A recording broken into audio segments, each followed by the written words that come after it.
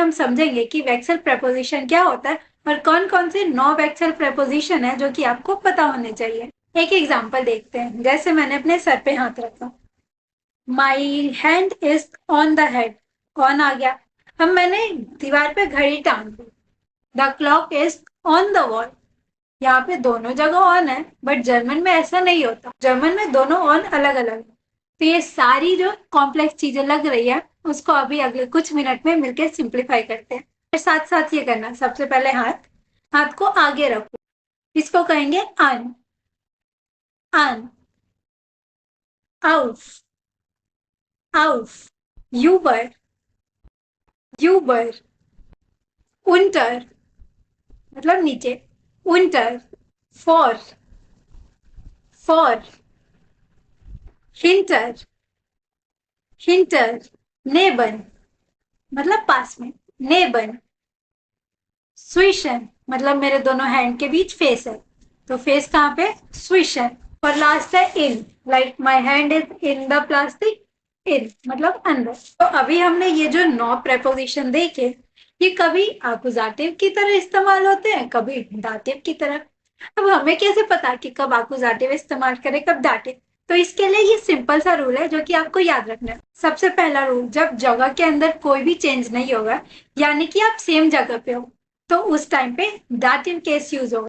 यहाँ पे जब आपसे कोई क्वेश्चन पूछेगा ना, तो क्वेश्चन होगा वो, इस केस में हम दाटिव केस में आंसर देंगे। Ich bin in die Schule means मैं स्कूल के अंदर हूँ, यहाँ पे कोई भी मूवमेंट नहीं है। दूसरा केस, जब कोई मूवमेंट होता है, तो जब भी हमें कोई मूवमेंट दिखे, अब मूवमेंट कई तरीकों के होते हैं। सबसे पहले जैसे मैं एक जगह से दूसरी जगह गई, वो भी एक मूवमेंट है।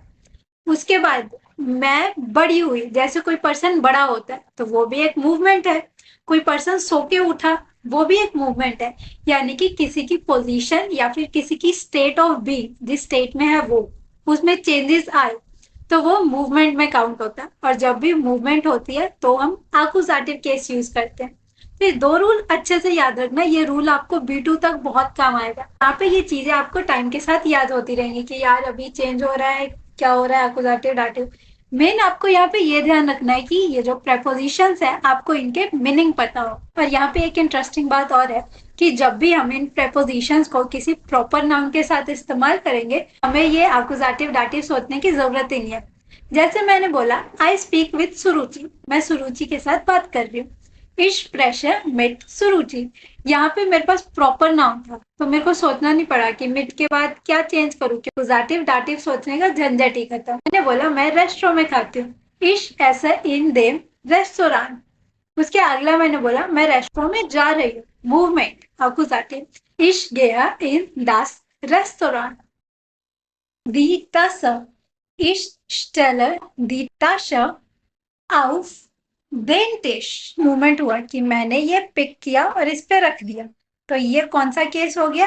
अकुजाटिव केस। अब सा स्टेट ऑफ देंटिश, क्योंकि कोई भी मूवमेंट नहीं है, वो ऑलरेडी वहां पे है, तो ये क्या? दाटिव केस हो गया। ऑफ देंटिश der Löffel, ich lege den Löffel neben die Tasse।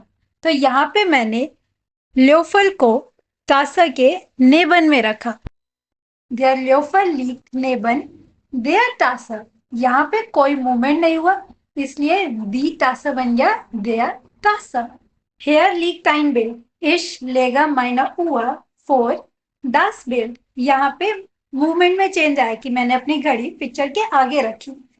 यानी कि मूवमेंट होते ही हमने कौन सा केस पढ़ा था? अकुजाटिव केस आएगा, इसलिए दास फील्ड रहा, क्योंकि अकुजाटिव केस में नो चेंज। प्लस सेंटेंस, दी उअर लीड फॉर देम बिल्ड, कि पिक्चर के आगे घड़ी रखी हुई है, यहाँ पे कोई चेंज नहीं है, ऑलरेडी रखी हुई है, दाटिव case. Ich stelle das Bild zwischen die Vorhänge, jetzt das Bild steht zwischen der Vorhänge, means ये जो पिक्चर है वो पर्दों के बीच में है।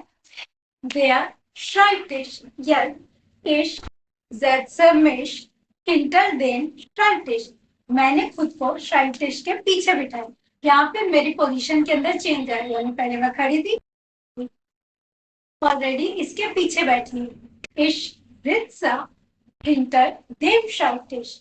मैं ऑलरेडी बैठी हुई हूँ, no change position. Ich hänge die Lampe über das Bett. Jetzt die Lampe hängt über dem Bett. Ich stelle die Kiste unter den Tisch. Tisch के नीचे गया. Und jetzt Die Kiste steht unter dem Tisch. die Bahnkarte, die Tasche. Ich stecke die Bahnkarte in meine Tasche. Jetzt die Bahnkarte steht in meiner Tasche. Die Wand, दीवार. Ich klebe ein Haftnotiz an die Wand. Eine Haftnotiz klebt an der Wand. ये already यहाँ पे चिपका हुआ है. तो an der Wand. तो यहाँ पे कुछ शब्द हैं जो हमेशा आकुजाटिव केस में इस्तेमाल होते हैं और कुछ शब्द हमेशा दाटिव केस में इस्तेमाल होते हैं और कुछ शब्द है जो दोनों केस में इस्तेमाल होते हैं. तो इसके लिए आपको कोई बड़ी सी लिस्ट याद करने की जरूरत नहीं है. 3-4 कॉमन वर्ड्स है जो कि अभी आप याद कर लो. इस लेवल पे आपका काम चल जाएगा. सबसे पहले स्टेलन, लेगन, जिश, जित्सन. ये तीनों जब भी इस्तेमाल होंगे तो ये आकुजाटिव केस के अंदर इस्तेमाल होंगे. अगला है स्टेहन, लीगन, जित्सन. जब ये तीनों इस्तेमाल होंगे तो हमेशा दाटिव केस में इस्तेमाल होंगे. अगले कुछ वर्ड्स है जैसे कि हांगन, क्लेबन. ये जब भी इस्तेमाल होंगे तो या तो दाटिव केस ले सकते हैं या आकुजाटिव ले सकते हैं. तो यहाँ पे आपको 2 पिक्चर्स दिख रही है. जो भी अभी तक हमने सीखा उसका इस्तेमाल करके बताए कि इस पिक्चर में आपको क्या क्या दिख रहा है. मिलते हैं अगले वीडियो में किसी नए टॉपिक के साथ. तब तक के लिए danke schön, cheers, bye bye, signing off here, Suruchi Rai.